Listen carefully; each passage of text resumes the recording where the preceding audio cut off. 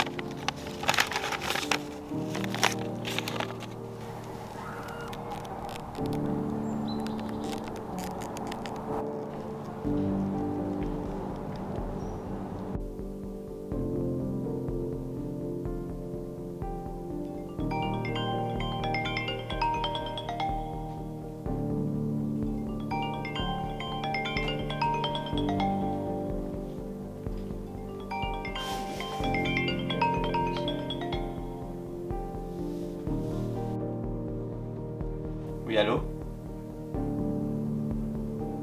Allô? Bonsoir, monsieur De Vanik. Vous êtes qui? La personne qui va révéler au monde les atrocités que vous avez commises pour en arriver là. J'ai des contacts, je peux tracer votre numéro, vous savez? comme l'histoire avec votre premier associé. Je ne vois pas où est le rapport. Je vois que vous avez la mémoire courte. Alors, petit exemple. Une fois, vous avez fait du chantage à des officiers de police qui avaient des choses à se reprocher, qui pouvaient compromettre leur job et leur liberté. Donc vous vous êtes servi d'eux pour cacher des personnes qui ont été torturées par des hommes qui étaient sous vos ordres. À votre place, je ne jouerai pas à ce jeu avec moi. Vous ne savez pas qui je suis. Oh si, je sais très bien qui vous êtes. L'un des hommes les plus riches et importants de France, avocat d'affaires, businessman, et impliqué dans de nombreuses décisions politiques importantes. L'idole des jeunes, mais derrière cette réussite, il y a des actes inhumains, des magouilles et beaucoup d'argent détourné. Stop! Vous savez ce que vous faites? De la diffamation. Alors, ne prenez pas ces risques avec moi. Vous allez le regretter. Vous savez pourquoi? Car j'en suis là grâce à mon travail et grâce à mon talent. Je n'ai rien à me reprocher. Et je suis sûr que vous ne réalisez même pas tous les crimes que vous avez commis. Je n'ai rien fait, je n'ai tué personne. Des crimes, ce n'est pas seulement tuer des gens. Qu'est-ce que vous voulez? Rien. Je vous préviens juste que votre vraie histoire sera divulguée prochainement, à la télé, sur une grande chaîne française, avec un super documentaire. C'est du baratin. Vous devriez me remercier, car d'après les derniers résultats, votre cœur ne va pas bien. Et donc, je vous préviens, Stop! afin de vous éviter une crise cardiaque causée par la surprise quand vous allumerez la télé. Je vais vous retrouver.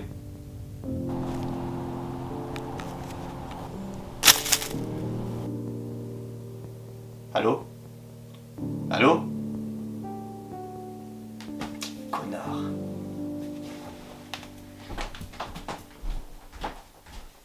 Retrouvez-moi ce malade.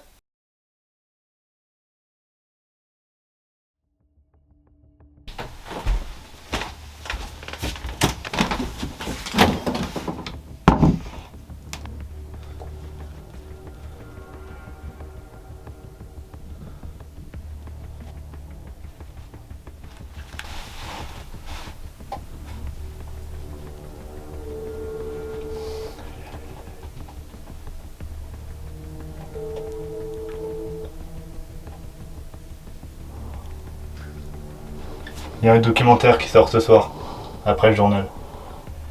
Je suis désolé, je n'ai rien pu faire. Direct dans 5 minutes. Là, je peux pas te parler. Mais viens chez moi te cacher.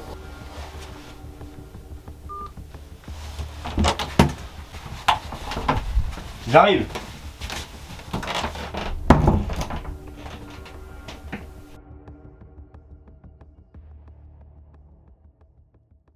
Ce midi, nous recevons sur le plateau le procureur de Paris pour nous parler de l'affaire Devanik. 6 mois de cavale, de recherche et de théorie.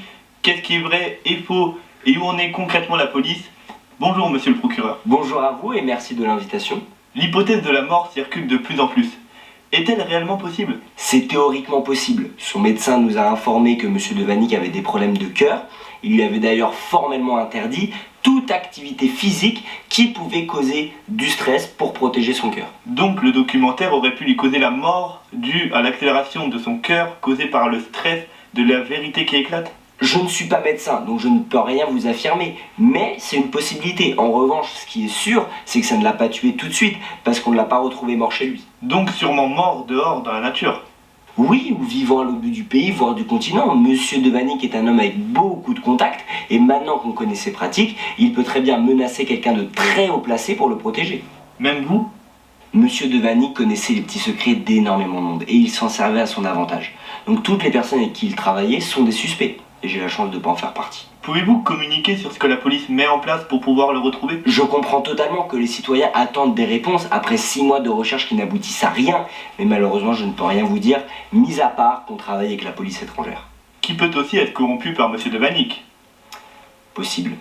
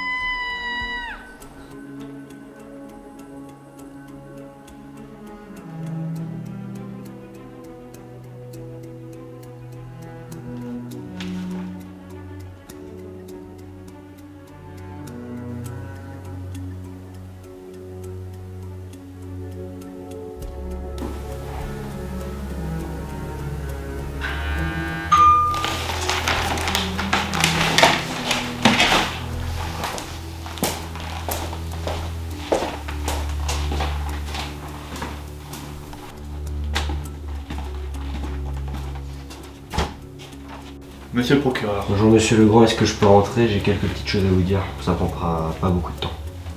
Écoutez, allez-y. Merci beaucoup.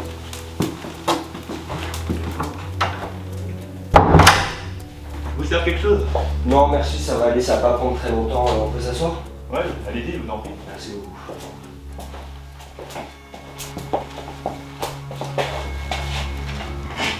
Je vous écoute. Je vais être franc avec vous, j'apprécie énormément votre travail. Ça fait des années que je suis fidèle à vos émissions. Vous êtes un journaliste comme on n'en fait plus, un journaliste différent des autres. Vous êtes respectueux, vous êtes authentique, vous aimez la vérité. C'est d'ailleurs pour ça que j'ai tout de suite accepté quand vous m'avez invité à votre interview. Écoutez, merci beaucoup. Mais je suis quand même déçu de vous, et pas qu'un peu, même si malgré tout, j'arrive à comprendre. Alors là, je suis perdu. Une femme a retrouvé le corps de Monsieur Devannic dans la forêt. Pardon? Jean est mort? Comment? Il a été assassiné et on a retrouvé sur lui cette lettre. Je pense qu'il n'a pas eu le temps malheureusement de l'envoyer.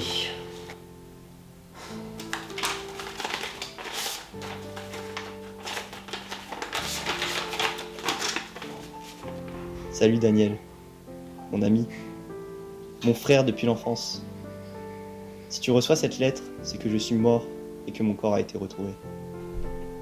Merci d'avoir voulu m'aider en me cachant chez toi, mais je n'ai pas réussi à arriver à temps. Il n'y a pas que la police à ma recherche. Je ne sais pas qui sont ces personnes, mais ils veulent ma peau. Je n'ai pas plus le temps pour écrire, mais je voudrais te dire tellement de choses. Je te dédie mon testament. Il se trouve dans un petit carnet noir caché dans mon sac de travail, lui-même caché dans le faux mur du sous-sol. Au revoir mon frère. Je suis vraiment désolé, je sais que c'est pas facile de perdre un ami, je suis passé par là il n'y a pas très longtemps, donc vous avez tout mon soutien sur cet événement. Mais voilà, les gendarmes sont dehors, ils vous attendent, ils ont été gentils de me laisser quelques minutes avec vous pour discuter. Donc on arrive à la fin de ce temps, s'il vous plaît levez-vous. Daniel Grand, vous êtes en état d'arrestation pour complicité dans la cavale de Monsieur Devannic, pour entrave à une enquête judiciaire et pour mensonge sur télépublic. Veuillez monsieur s'il vous plaît.